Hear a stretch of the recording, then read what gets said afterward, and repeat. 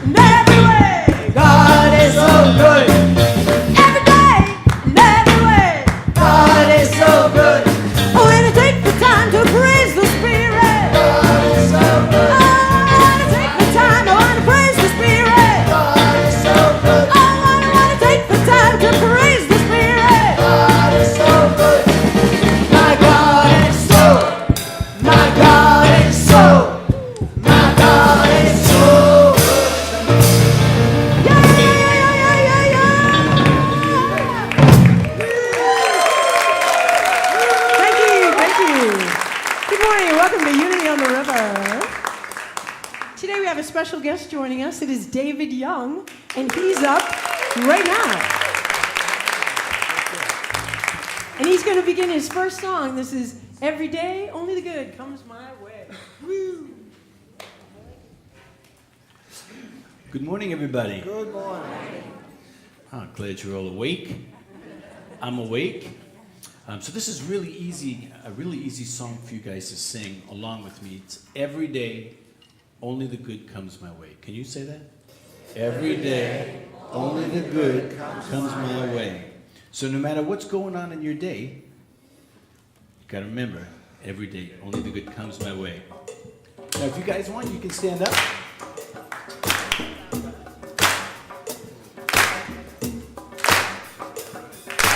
Every day, only the good comes my way. I said every day, only the good comes my way. One more time. I said every day, you sound good. Only the good comes my way. There's blue skies overhead and a buzzy happy feeling in my head. Clouds above, they disappeared with the bells from my angels ringing in my ears. I said every day, woo, only the good comes my way. I said every day, only the good comes my way. Now move your hips a little bit. If your sun is shining bright, warming me all day and into the night, and reaching high up in the air. Just goodness vibrations everywhere. And I said every day, only the good comes my way. Can you feel it, guys? I said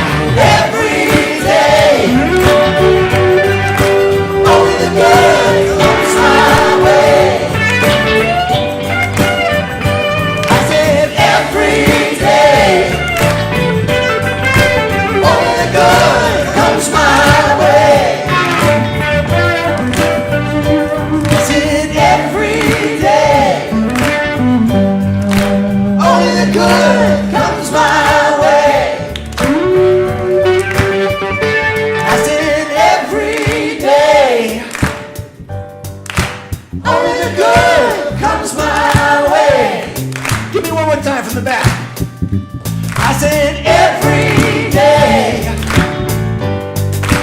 only the good comes my way. You want to sing this all day, guys?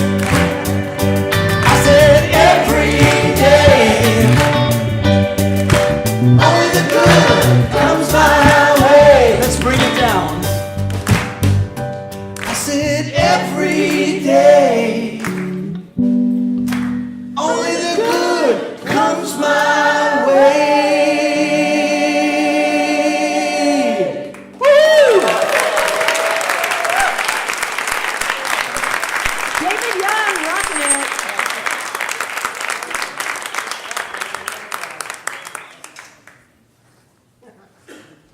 If you are comfortable, please stay standing and join the hand with the person next to you.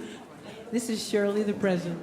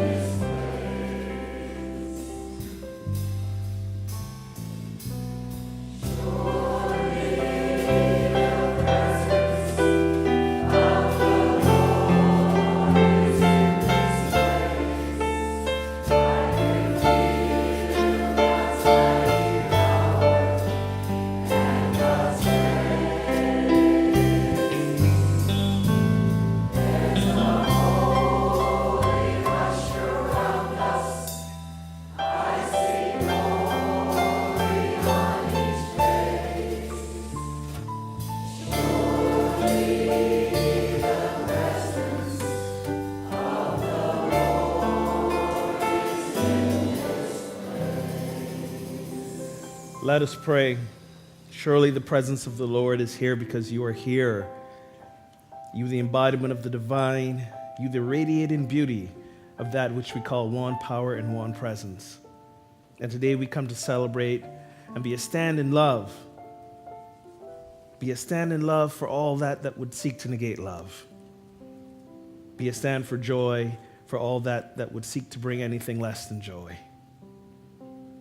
So today, honor you for making the choice, for saying yes, to let in your Christ brilliance show, shine, radiate each and every day.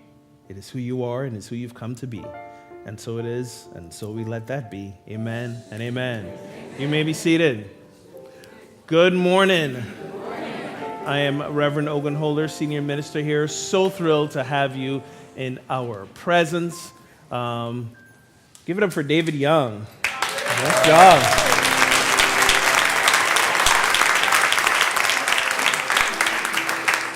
Please stick around after service at noon today. He's putting on a full-fledged concert. You can only get like a taste of what he can do during today's service, but to see the fullness, to experience the fullness of who he is. Noon concert right here. Whatever other plans you've had, cancel them. You know, it's early August. It's not like, you're thinking to yourself, oh my God, it's the last warm day of summer. I got to get outside. No, you'll have a few more warm days. Trust me. So be here. Be here. I looked at the weather forecast. You'll have a few more warm days. So be here at noon for David Young's concert. So thank you, David, for being here and sharing that gift and talent that you are.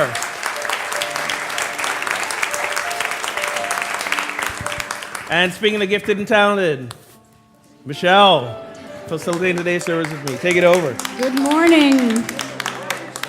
Welcome to Unity on the River. I'm Michelle Gallant, facilitating for you today. And it's a beautiful day, so let's keep that joy in our hearts. I'd like to welcome first our streamers. Let's wave and say hello. We have people streaming from all over the world, and you can also watch those videos at any time on YouTube. So it's always a great way to refresh from the service. Is there anyone here who's visiting with us for the first time? I'd like to welcome you. If you could raise your hand. Great. And just keep your hand up if you could. Our ushers have a flower for you and also an information packet about Unity, which you can fill out a card in there, bring it to the Spiritual Resource Center in the bookstore. And the flower grants you 10% off at the bookstore. So you want to hold on to that. And we're glad you're here. We bless you and thank you for coming. Please know that we welcome all paths to God and that your presence here with us deeply enriches our service. So the core values of Unity on the River. We are a center of celebration, transformation, inspiration, spirit-centeredness, oneness, and joy. Hold those truths in your heart as we say together our mission and vision statement. Our mission: we are a vibrant spiritual community that celebrates the presence in all and awakens humanity to its divinity. And the vision: centered in love, we joyously co-create a world of oneness, peace, and harmony. I have a few announcements for you. As Ogun mentioned, we have a wonderful concert coming up with David Young after the service, and that will be $30. You can pay or sign up for that in the bookstore and take care of the payment there also. Yeah, okay.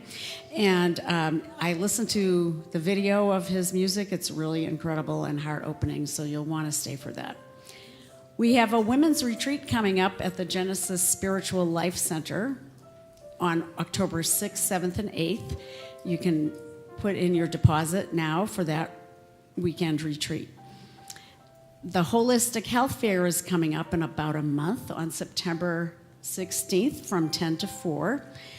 And if you'd like to have an exhibit or a table there, we are accepting applications for that also. As many of you know, we have the Tibetan monks coming in September as well to create a sand mandala. And it is amazing that we have them coming, and it will be an amazing experience for all of us. So if you are interested in being part of the volunteer committee to help with coordinating that, there is a meeting after the service in Peter's office at noon. And we have printed inserts in the bulletins that you get that September and August are on them now. They're light yellow. If you didn't get one in your bulletin, you can get one after service. But that's a great way to refer to all the events that are coming up. And you can also look it up on the website too, but sometimes having a hard copy is nice. So now I'd like to take a moment for everyone to greet each other in love with a handshake or a hug and say, I see you. I see your magnificence. Namaste.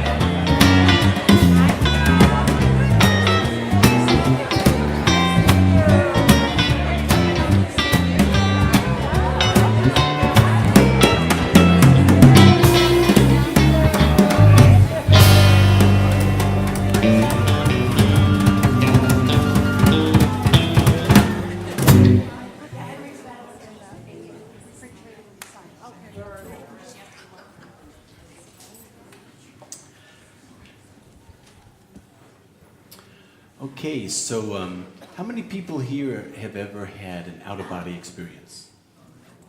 Okay. And how many people here have ever had a lucid dreaming experience where you're sleeping and you start flying? Is that the best feeling in the world? Uh-huh. Right? And so when you have that experience, it really, not only it touches your heart, but it kind of like sparks your soul to realize that we're more than this physical. We are the spiritual side. We have a spiritual self, a higher self, you know. And so when you get to that other dimension, whether it's through an out-of-body experience or a near-death experience, you get to experience that incredible infinite love, right? Okay, so this song is about accepting that love. It's called Loving Acceptance.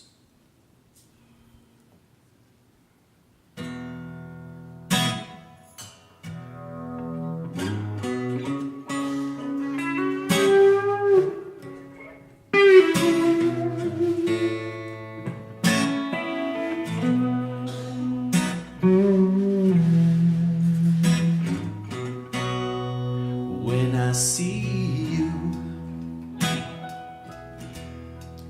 and you see me, the love of the divine connects us effortlessly. The inner door opens,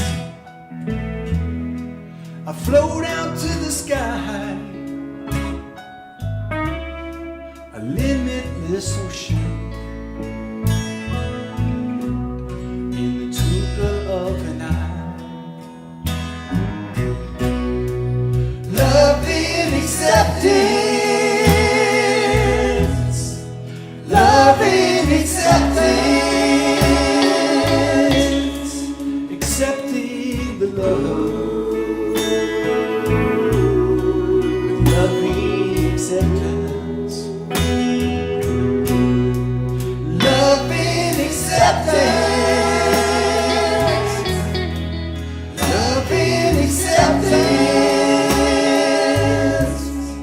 expecting the love, loving acceptance.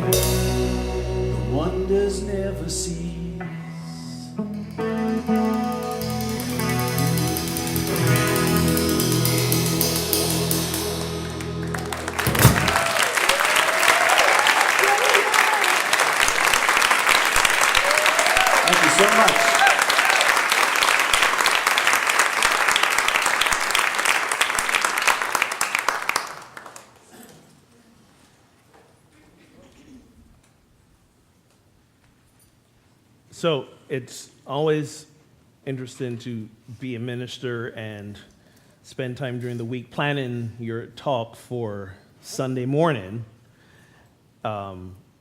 especially when you have a staff of people that keep pushing you to get them information earlier and earlier. And it's like Monday or Tuesday, and they're like, do you have a talk title for us? I'm like, no.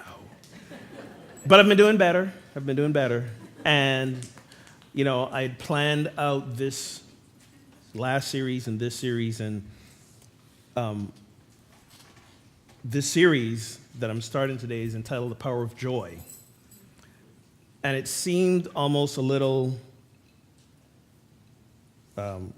poor timing to start that series in the face of the events that we've been witnessing going on in Charlottesville these last couple days.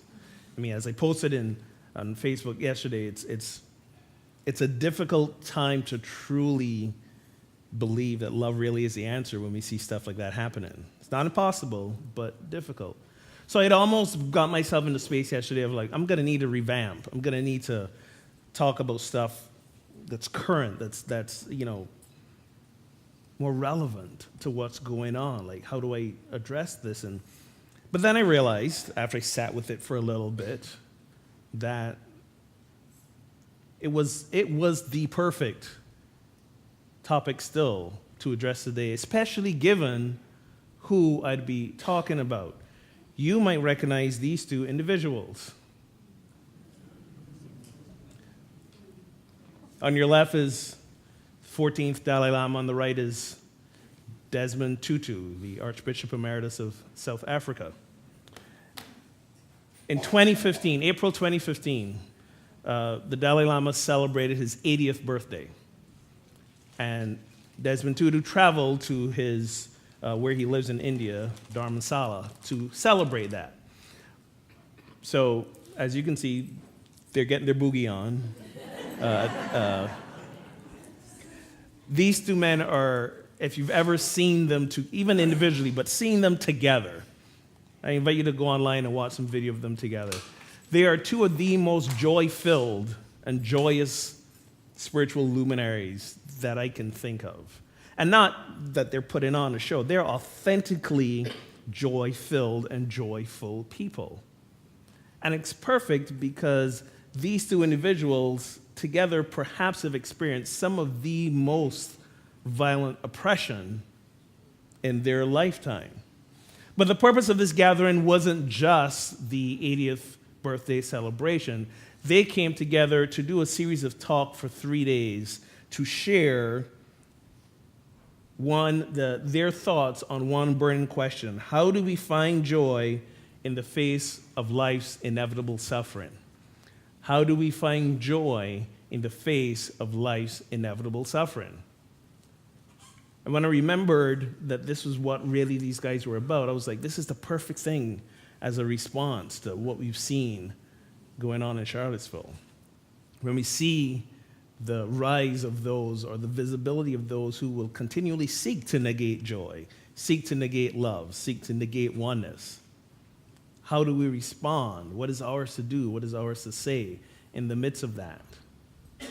And I couldn't think of two better people to begin to answer that question.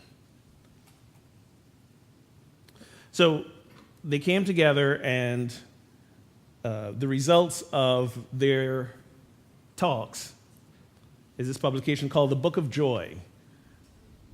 And if you never read it, I advise you to get it. I'm not sure if they're in the bookstore yet. I don't think, but we ordered a bunch. The Book of Joy, Dalai Lama Desmond Tutu, and this is them with the author, Douglas Abrams. Like, seriously, they're just the two, like, and they're short guys, but they're just like this, like, huge presence of happiness and joy. Yeah, they're pretty hilarious. So just in case you don't really know about the backstory of these two individuals, I can't imagine there's anyone who doesn't, but let me fill you in on just a couple of pointers. So the Dalai Lama, he's the 14th Dalai Lama. Tenzin Gyatso is his real name. He's the spiritual leader of the Tibetan people, the Bodhisattva of compassion. Again, a Bodhisattva is a human being who is like on track to basically attain enlightenment. He is the spiritual leader of a school of monks called the Yellow Hat, the Gelug. And this is a relatively new school of Buddhism. And when I say relatively new, it's Buddhism. This school was founded in the early 1400s. 1400s, okay? Those of you who've been in Unity sometimes and you get frustrated with Unity, remember Unity only started a little over 125 years ago, okay? This is a school of Buddhism. Buddhism has existed for thousands and thousands and thousands of years. This is a school of Buddhism. It's one of the newest schools, and it was started in the 1400s. Okay, so Unity is still going through its growing pains. Anyways, I digress. He was born in 1935 to farmers in a small, very poor rural village, and he was recognized as the Dalai Lama in 1939, just 4. And in 1950, at the age of 15 years old, he assumed the duties as the spiritual leader. 15 years old. In 59, the Tibetan uprising against the Chinese government, he fled to India and he's been living in exile ever since. He's not been in his home country since 1959. Just a couple of the prizes, awards that have been attributed to the Dalai Lama. The Nobel Peace Prize, U.S. Congressional Gold Medal, the World Security Annual Peace Award, the Jamie Brunette Prize for Human Rights, the Lantos Human Rights Prize, the International League for Human Rights Award, and the Ahimsa Award. The other gentleman, Desmond Tutu, he's a South African social rights activist and the retired Anglican bishop of South Africa. We know him for his rise to recognition during the struggle against apartheid in the 80s. He has the title of Archbishop Emeritus of Cape Town, which was a title that never existed before him. They created this especially for him because of the prominent role he played and because he continued to be a voice for peace, a voice for equality, even well into his later years after retirement. He was born in 1931. He was a teacher, actually, following in his father's footsteps. And he became a high school teacher, first of all. But then when the South African government in its move to instill apartheid said that they had to segregate the schools, that was when he quit. It wasn't going to work for him. And he enrolled in divinity school, and he became an Anglican priest in 1961. Here are some of his awards. Also the Nobel Peace Prize, the Albert Schweitzer Prize for Humanitarianism, the Pacham Interis Award, the Sydney Peace Prize, the Gandhi Peace Prize, and the Presidential Medal of Freedom. These are two gentlemen from very humble beginnings, placed in a role of spiritual leadership, and they rose to the occasion. And in their role of being spiritual leaders, they witnessed again some of humanity's most horrific acts against itself. The Chinese overtaking Tibet, apartheid in South Africa. And yet, in spite of, or as they said in the book, really because of the struggles that they have had to overcome, they have found themselves in this place of being two of the happiest people on earth. And this whole book, the Book of Joy, is their thoughts, their teachings on how we get to that place ourselves, how we too, in the face of all that would seek to be not joyful, we can find ourselves in joy. Here's what the Dalai Lama says: we create most of our suffering, so it should be logical that we also have the ability to create more joy. Amen. It simply depends on the attitudes, the perspectives, and the reactions we bring to situations and our relationships with other people. When it comes to personal happiness, there's a lot that we as individuals can do. In case you don't realize it, that's our third unity principle. Let me get it. There we go. There we go. That's our third unity principle. We create our life experiences with thoughts, feelings, and beliefs. There are other ways we can phrase that. But basically, the idea is our experience of the things that happen around us starts from the inside out. It's not a new message. It's a message you've heard me say over and over again. And I find it fascinating that when we ask two of the most recognized, probably wise, spiritual luminaries on this planet, how do you do what you do? They bring it back to the basics. They bring it back to the basics. It depends on attitudes, perspectives, and the reactions we bring to the situations. We don't need a lot of advanced teachings. What we need is advanced practice of the basics teachings.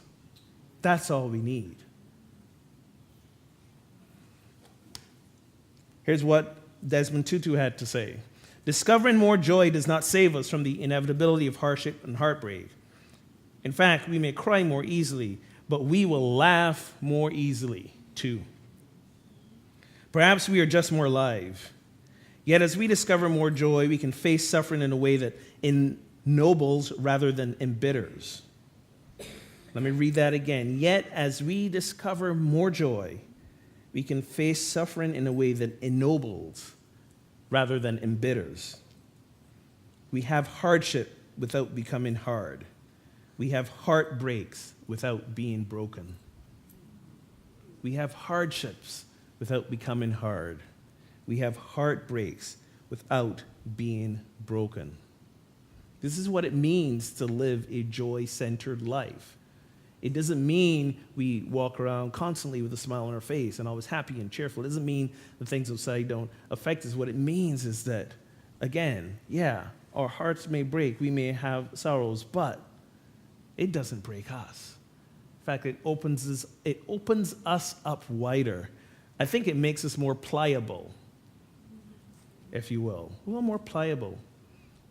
In the midst of all what was happening yesterday with the news and stuff like that, and I'm seeing what other people are saying on social media and stuff, there was this one post that brought a few tears to my face. You've heard me mention one of my friends, Reverend Hugh Hollowell, who lives in Raleigh, North Carolina. He runs a ministry dedicated to serving the homeless population. About 2 years ago, maybe a year ago, his wife had to get a heart transplant. And she was, her whole life, had a heart issue and couldn't do anything much physical, but they got this heart transplant. It took well, and now they're traveling and doing all sorts of wonderful things. They took a trip yesterday to celebrate the anniversary of her heart transplant. And when I read this, I literally wept with joy. In the midst of all the chaos of yesterday and the night before, in the midst of anger, in the midst of what would seem like open, naked, visible discrimination and oppression and an inexplicable desire for some to return to a time that none of us want to see again. Here was someone celebrating a new heart and a new life. And it brought tears to my eyes, tears of joy. Getting all verklempt talking about it now again. And for me, that's what this is. We can cry more easily when we see stuff like that. But you know what? We're going to laugh too. And I celebrated that moment with them, and I thanked them for sharing. In the midst of all this, here's what we're joyful about. Another year on earth, another year of life. This is what finding the joy does to us.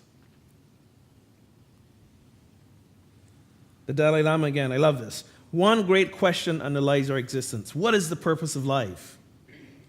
After much consideration, I believe the purpose of life is to find happiness.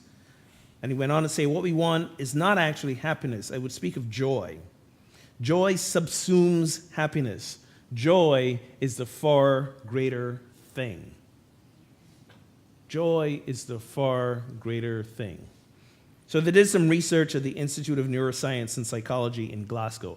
By the way, the thing I love about this book is that it doesn't just incorporate the spiritual and religious teachings of these two individuals.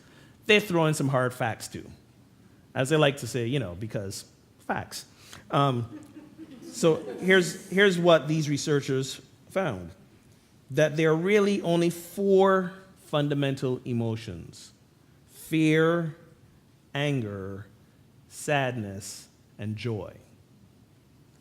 Fear, anger, sadness, and joy. When you look at that list, you realize 3 of them kind of slant negative. And then there's joy. Okay? Remember when we talked about negativity and positivity bias? Well, let's weight joy a little bit heavier. But when you think about it, when you think about emotional responses you've had to anything that's happened in your life, there's a lot of words we can use to describe our feelings and our emotions. If you've ever done nonviolent communication, you know there's like a whole long list of feelings and words we can use to describe where we are. But these researchers says it ultimately boils down to fear, anger, sadness, and joy. And again, as human beings, we are so hardwired to see and attach ourselves to the negative. How about we choose the joy instead? How about we choose to find those moments in the midst of everything that speaks to joy, to help pull us back a little bit from those negative 3 emotions. Joy subsumes happiness. We can still feel a little bit sad about things. I was in a place of sadness when I was watching the headlines yesterday and Friday night. But joy is that deep knowing. I'll talk a little bit about where it comes from and that overcomes all of that. When I saw yesterday's news and watched those live videos, the phrase that came to me was, darkest before the dawn. Darkest before the dawn. I think many of us know and accept the fact that from an energetic perspective, this planet, where we are energetically, is shifting.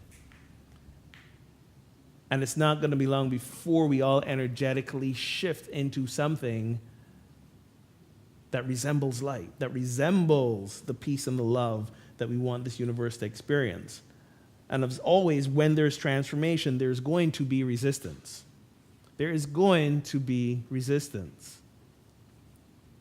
And that's what we're seeing. We're seeing the last best. And we go through this ourselves internally when we try to walk a new spiritual path, when we lay hold of a new teaching. In fact, Unity has a bizarre term for it. We call it chemicalization. But that's what happens. Whether it's our ego or embedded memories or the parts of us that say, this is all we've ever known, we don't want to do anything different, even though we know different will be better, even though we know we're going to come out okay, we still don't want to do it. That's what we're witnessing in our society right now. It's coming up to be healed. And that's what I want to invite you to remember when stuff like this happens. It's coming up to be healed. It was in the shadows, in the darkness, in the under masks before. Now it is coming up to be healed. It's coming up so that we as a collective society could say once and for all, this is no longer who we want to be. This is no longer what we want to experience. So we got to call it out. And they're helping us because they're showing up to be healed. They don't know it yet, but they're also showing up to be healed. Hate to break it to you folks, but we're the healers. We are the healers. We are the ones, remember what healing is. We talked about this some time ago. To be healed is to find ourselves in that place of peace and love with whatever's going on. Unconditional peace and love that no matter what happens, we can look at it and say, yes, there still is God. There still is love. There still is peace. And I am showing up as it. I am the one bringing it. I am being the healer, the facilitator of love. And that's what we're being called to. It's not always going to be easy and it's always going to be comfortable, but we have joy. This is my favorite one. So well, let me go back because I know you're trying to read it now. So don't read it now. At one point, Desmond Tutu asked the Dalai Lama, after being in exile for 56 years, why he was not morose. And of course, the Dalai Lama was like, I don't know what that word means. So the translator was keep trying to put it into words that he could understand. And Desmond Tutu interjected and said, sad. Why are you not very sad? You've not seen your home country in 56 years. Here you are actually even debating if the Dalai Lama tradition is going to continue after you. Why are you not sad about this? And here's what the Dalai Lama said. One of my practices comes from an ancient Indian teacher. He taught that when you experience some tragic situation, think about it. If there's no way to overcome the tragedy, then there's no use worrying about it too much. That comes from an ancient Buddhist teaching. The 18th century Buddhist master, Shantideva, said, if something can be done about the situation, what need is there for dejection? And if nothing can be done about it, what use is there for being dejected? It seems so simple, right? Like, something's going on. Hey, there's something I can do about it. So I'm not going to be down. I got an answer. But then sometimes it's like, there's nothing I can do about it. So why be down? There's nothing I can do about it. Do you know what the modern day equivalent of this is? It's a serenity prayer. Yeah. The serenity prayer. What's that? I thought it was Bobby McFerrin. Don't. There's that too. Don't worry, be happy. But yeah, it's really, truly that idea of being at peace with what is. Being at peace with what is does not mean what is okay.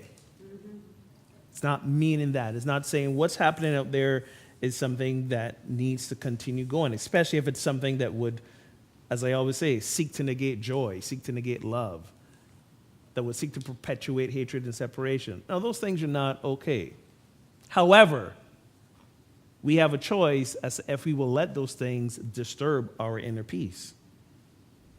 And when we realize we have the choice to remain in a place of inner peace, it also doesn't mean that we sit and do nothing.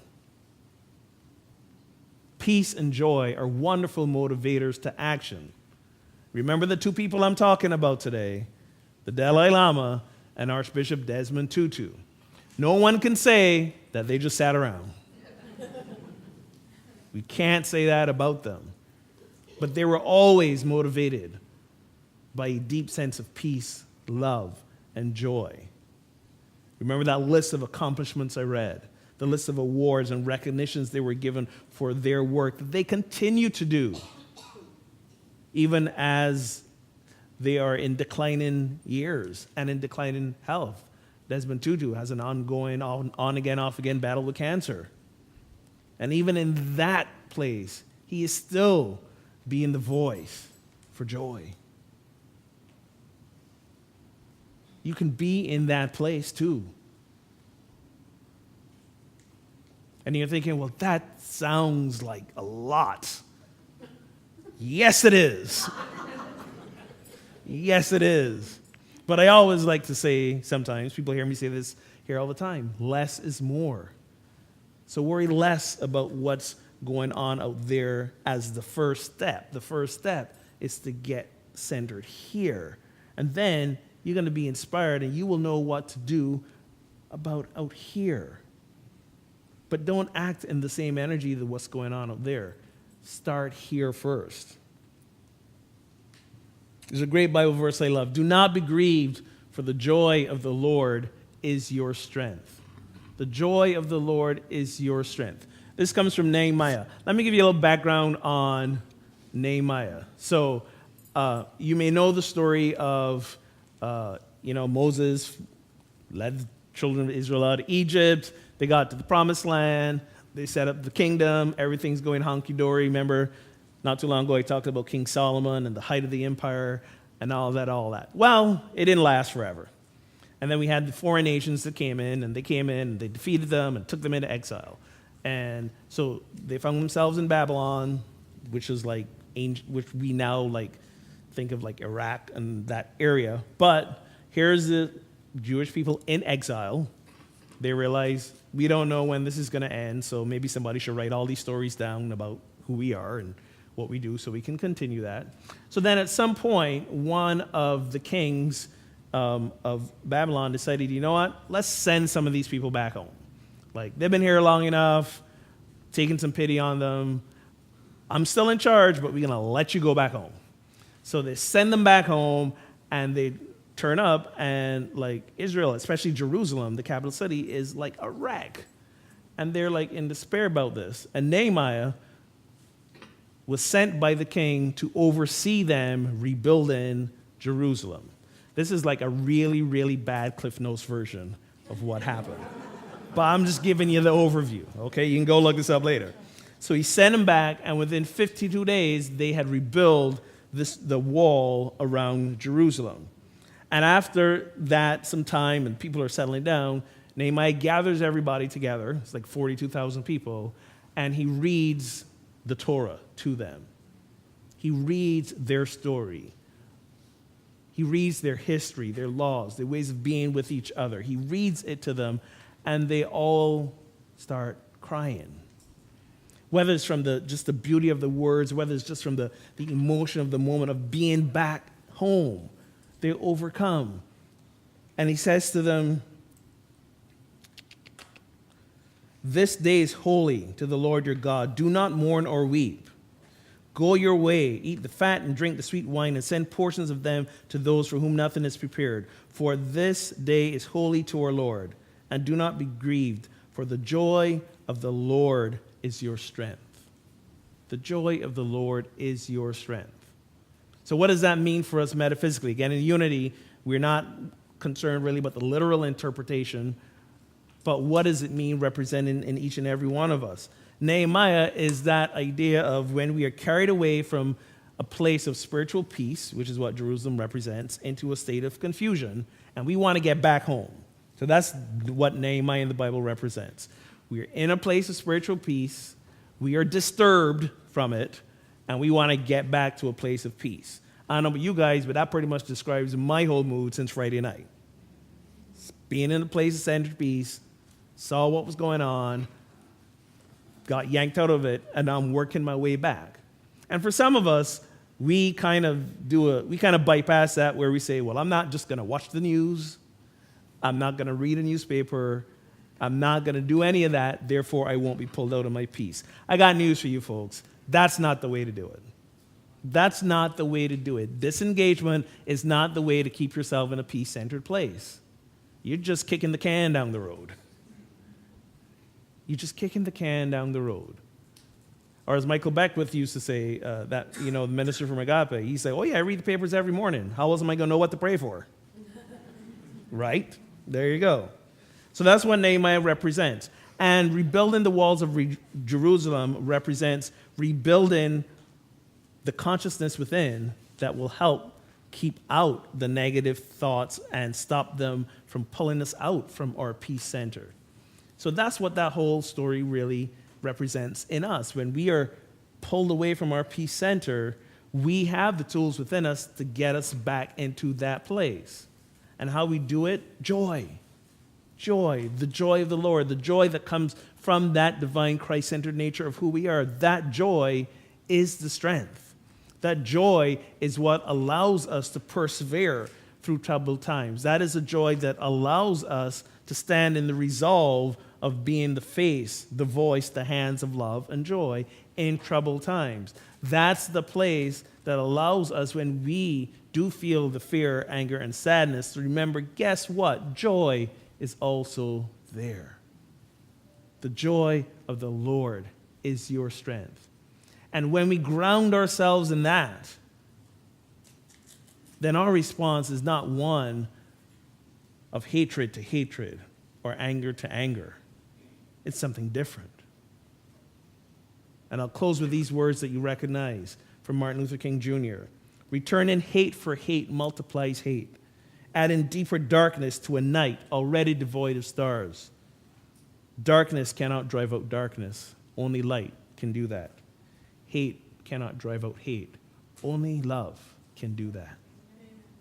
So my invitation for you guys this week, as you continue to see these headlines and you see these things, first of all, return to the inner. Return to the source of light, of love, and joy that resides within you. That is your very nature. That is who you are. And from there, whether it be just in thought, in prayer, or in words, or in action, be that stand for love. Be that voice for love. Act in and from love. Let's take this into some meditation now. So if you're uncomfortable, I invite you to take a deep breath. Gently close your eyes. And allow yourself to become present. Fully present to this moment.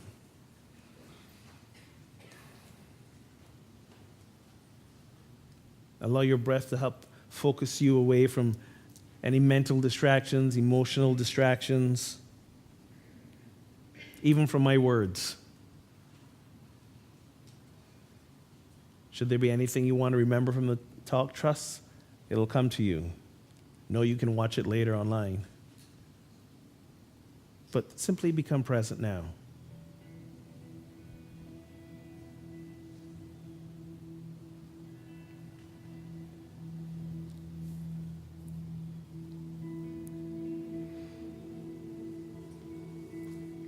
Breathe.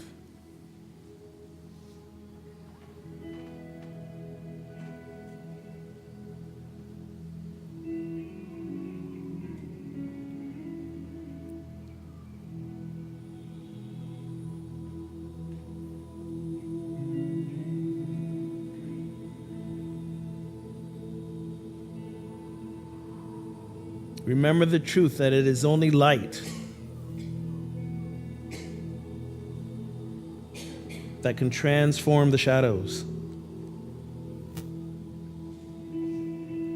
Remember the truth that you are the bringers of the light.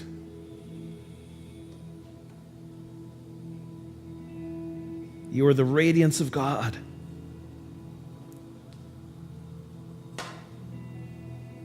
In your thoughts,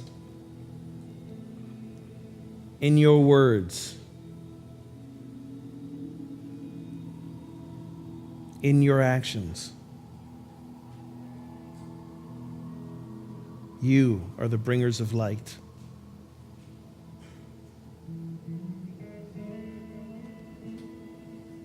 You are the bringers of joy.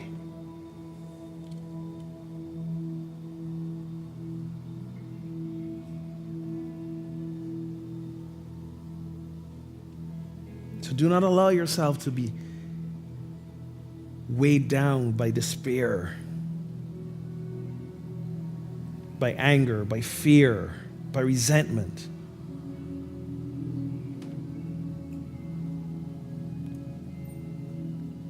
Allow those feelings to simply fade away. And let the joy remain. Let the joy be the beacon that propels love forward.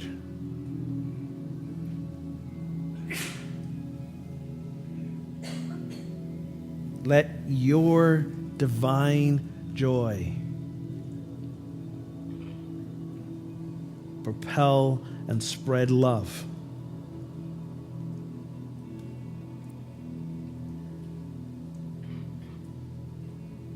Let the divine joy within you be that which nourishes you, which makes you strong,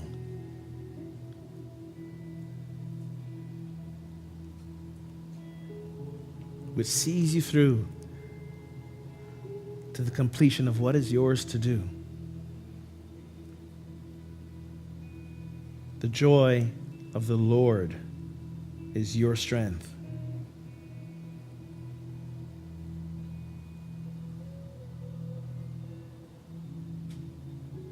So I invite you to affirm that for yourself as we spend a few moments in the silence.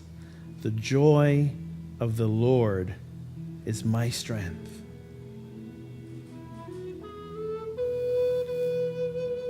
The joy of the Lord is my strength.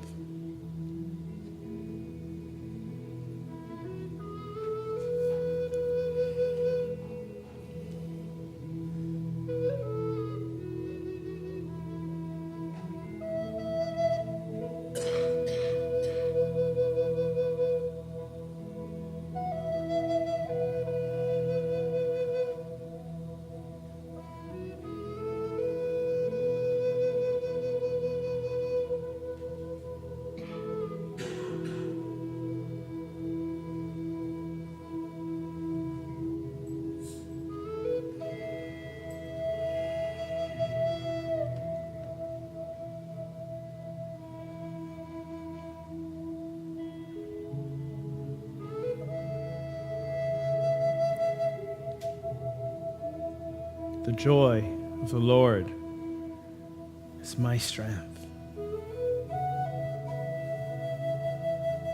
It sustains me, lifts me up when I am down, energizes me when I might grow weary, returns me to the home of my heart when I might seem lost.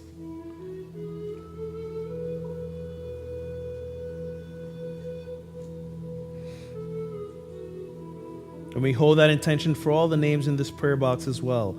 All these situations, all these people, that they remember the joy of the Lord is their strength. And should you hold that for anyone, I invite you to say their names out loud right now.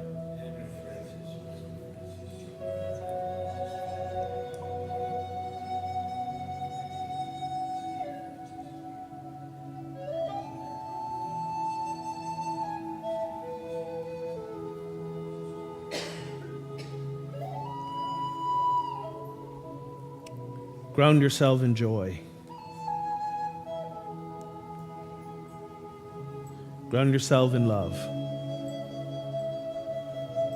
Continue to be the light of the world.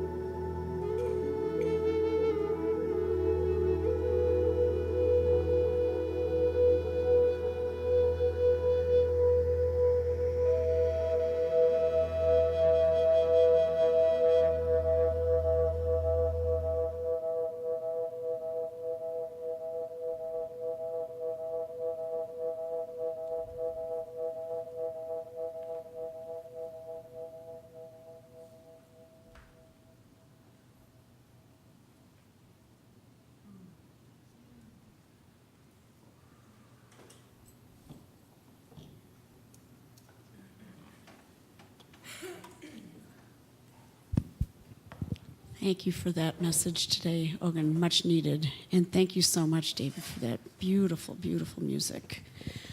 Wow. I'd like to acknowledge the prayer chaplains that are serving for today. If you could stand. The chaplains are available to pray with you after service. While prayers are held in strict confidence, you can bring a prayer of joy or gratitude or a prayer of need for healing or prosperity, and they're available right after service. We also have home and hospital visits available. Is anyone here from that team today? And so if you have a need for a home or a nursing home or hospital visit, you can speak to either of these wonderful members of that group. And now it's a time where we prepare our tithes and offerings. So let us hold them and breathe our energy into them as we say our affirmation. Divine love, as me, blesses and multiplies all that I am, all that I have, all that I give, and all that I receive.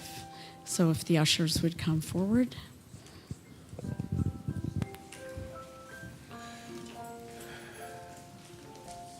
A couple other things as you were sharing your tithes and offerings. You've heard me mention about the Unity Eastern Region Conference that will be happening September 25th through 28th at the Ashworth by the Sea. One of the events that happens during the Eastern Region Conference is the tradition of the host church, which is us. We're the host church, having an event during the conference on the Wednesday night. So that's the 27th. And we're planning a fairly spectacular event with tons of music, special ceremony with our prayer chaplains. And one of the things that's going to happen leading up to it is like a dessert social. I think I mentioned this last week. We would love for you again to lend your culinary skills to help bring some dessert in. There will be a sign up for that in the Spiritual Resource Center. Also, if you want to lend your culinary skills, you heard it mentioned about the monks being here.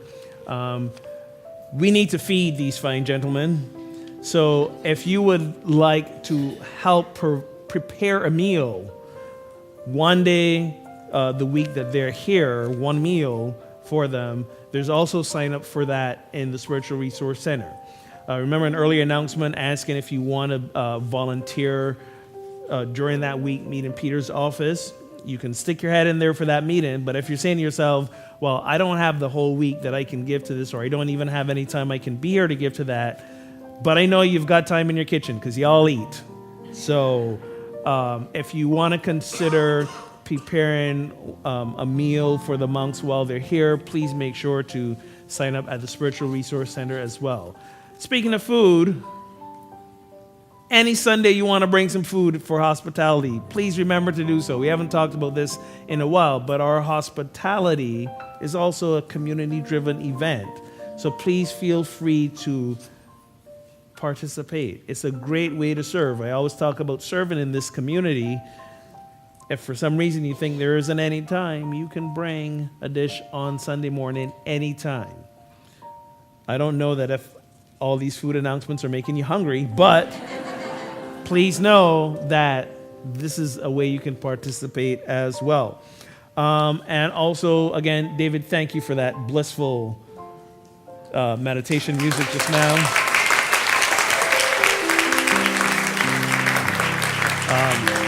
David's got CDs out in the bookstore that you can purchase, correct?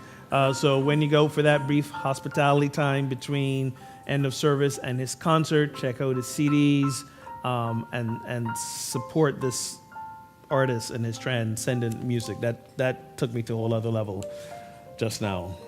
I appreciate that. Seriously, let's bless the offering.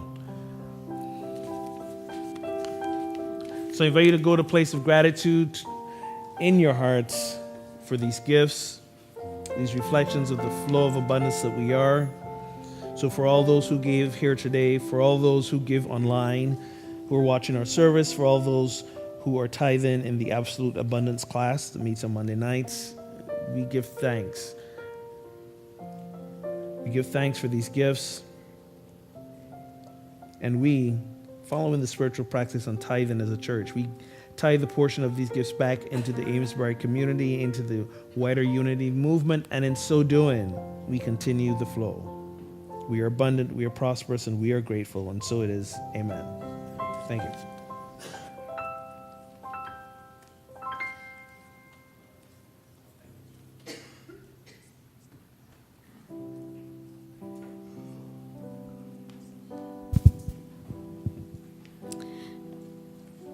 We want to say thank you to everyone who offers their services to make this service happen and to help operate this church. And specifically this week, we'd like to thank Lucy, Matt, Betty, Holly, Shelley, Ralph, John, Carol, Becca, Sarah, Joy, Renee, Brian, John, Jim, Aria, and David. Many of those names sound like they were involved in the Yankee homecoming parade last week, so thank you for that.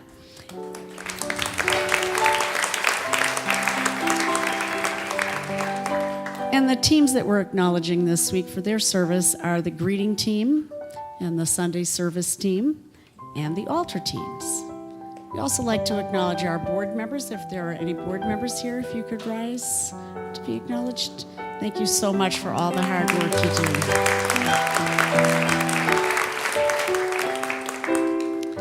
And thank you to those who put on the Wednesday night services. Last week was Christina Mariah Lucia. It was a great service. And this week it will be Tom Paolini doing the service on Wednesday. So come and have a quiet, reflective service in the middle of the week. It'll give you a boost. And now we have Brian Dozier doing the celebration song, You Give Me Joy. Test. Sorry, we switched the boards back from that fancy one with all the lights back to the older one again. So the other one was on loan to see if we would like it. And I did. I liked it a lot. So maybe, yeah. If you feel generous towards a new soundboard, that would be great. How much? That board was almost 4,000. So, but Brian talked him down pretty far, though. I talked it down a little bit. But the that board that we're using there, if you take a look at it sometime, that was $4,000. What $4,000 bought you 20 years ago when we bought it. So you get so much, like almost all that other junk that you look at and wonder what that even has to do back there. All that would disappear because it's all kind of built into the new one. I'll talk to you about it later. I'm sorry. Revo is kind of going, oh boy. He's going off. Anyways, it wouldn't be a day of joy without this song.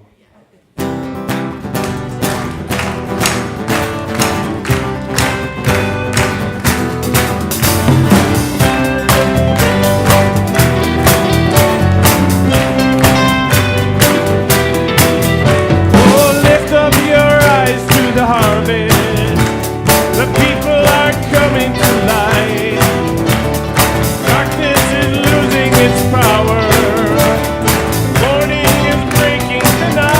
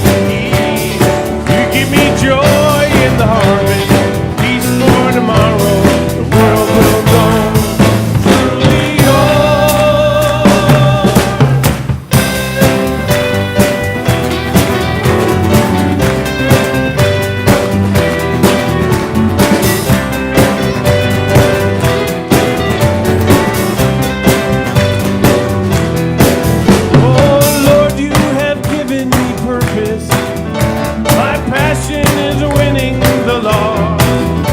My destiny's in the great harvest, and we'll reach it no matter the cost. Oh Lord, you have given me purpose. My passion is winning the lost. My destiny's in the great harvest, and we'll reach it no matter the cost. You give me joy. You give me joy. You give me peace. You give me peace. You give me joy in the harvest, peace for tomorrow. World will know truly yours. Take it easy.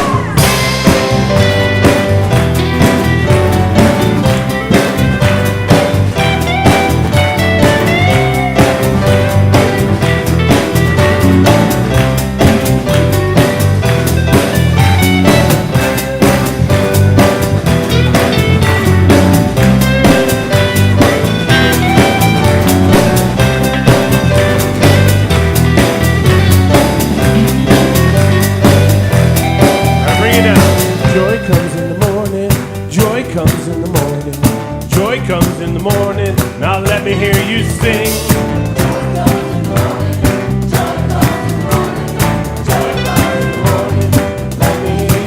I said peace comes in the morning. Peace comes in the morning. Peace comes in the morning. Now let me hear you sing.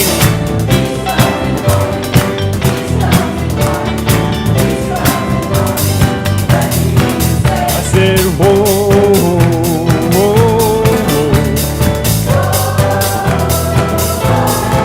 I said, whoa, whoa. I said, joy. I said, joy. I said, joy. I said, joy, joy, joy, joy, joy. You give me joy. You give me joy. You give me peace. You give me peace. You give me joy in the harvest and a peace for tomorrow. The world will know we're truly yours.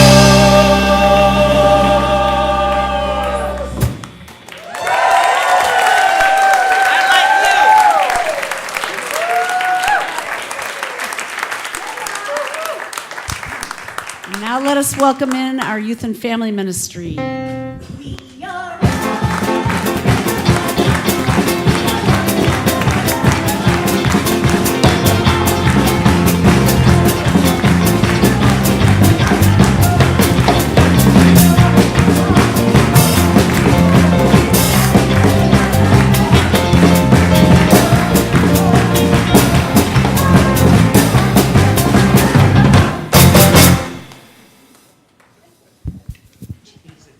Namaste.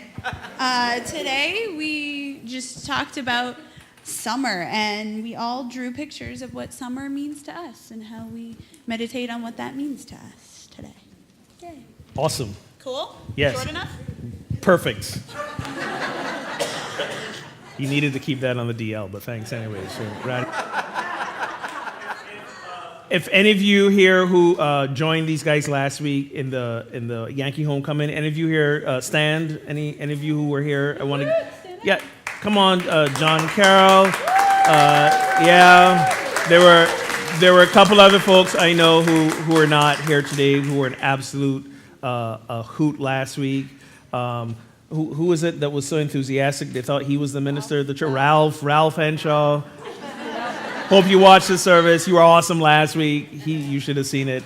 Let's stand together, take the hand of our neighbor, hold the truth for these children, for ourselves, and for the entire world, that there is peace, and it does begin with us.